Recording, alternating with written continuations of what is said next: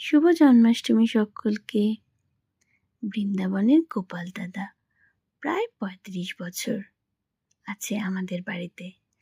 মায়ের বড্ড প্রিয় বৃন্দাবনের নীলজামা, হাওড়ার নীল মুকুট। কি মিষ্টি লাগছে না?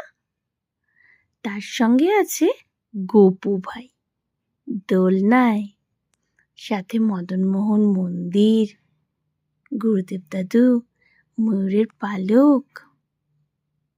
দিদানাদির উদ্যোগে জন্মাষ্টমী খুব ভালোই উদযাপন হলো। জন্মাষ্টমীর প্রধান আকর্ষণ তালের ফুলুরি, তার সাথে আছে নারকেল নাড়ু,